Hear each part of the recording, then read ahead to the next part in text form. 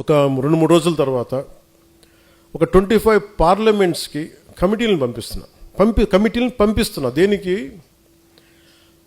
ప్రతి పార్లమెంటు కమిటీలో కొంచెం అవగాహన ఉన్న సీనియారిటీ ఉన్న కొంతమంది నాయకుల్ని నేను చెప్తే నా మాట వినేవాళ్ళు కొంతమంది పంపిస్తున్నాం.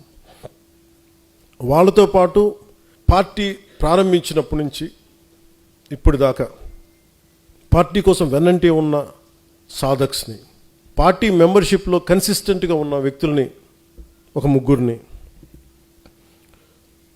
కొంతమంది పార్టీకి పనిచేసి కొంత అనుభవం ఉన్న కొంతమంది స్థానిక రాజకీయాల్లో ఒక 3 నాయకుల్ని, ఒక 7 మంది. వీళ్ళని ఎలా పంపిస్తున్నారంటే వీళ్ళు పార్లమెంటరీ కమిటీ కాదు, ప్రతి నియోజకవర్గంలో ఎంతమంది సాధక్స్ ఉన్నారు, ఎంతమంది నాయకులు ఉన్నారు, వాళ్ళు ఏ పనులు చేశారు.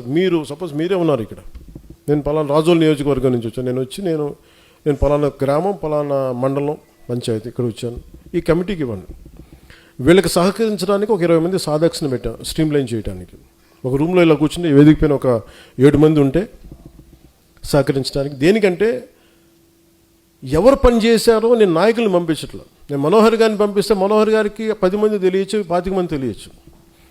కానీ నేను పనిచేసిన ఒక 5 మంది సాధకులను పెడితే ఇబ్బంది అవుతుంది. నేను 20 మందిని పెడుతున్నాను. దానికి తోడు నేను 3 రకాల చెక్లు చేస్తాను.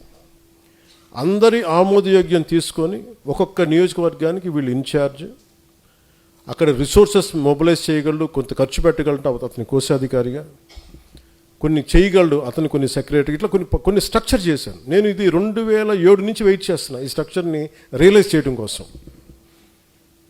12-14 సంవత్సరాల తర్వాత I want realize this structure. ఇప్పుడు దాకా అందరూ మీరు చెప్పినట్టు చేశాను, ఈసారి మటుకు నేను చెప్పింది ఫాలో అవ్వండి.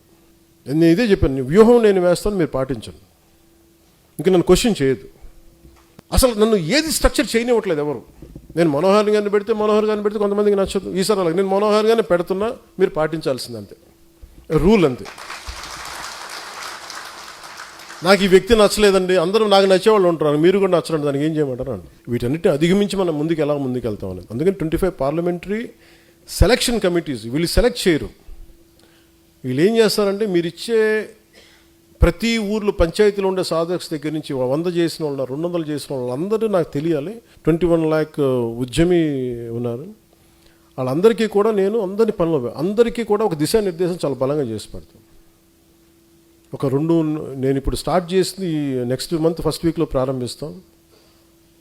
నా కోరిక ఏంటంటే ఆగస్టు 14కి మొత్తం అన్ని కమిటీస్ అయిపోవాలి, ఆంధ్రప్రదేశ్ మొత్తం సంబంధించి.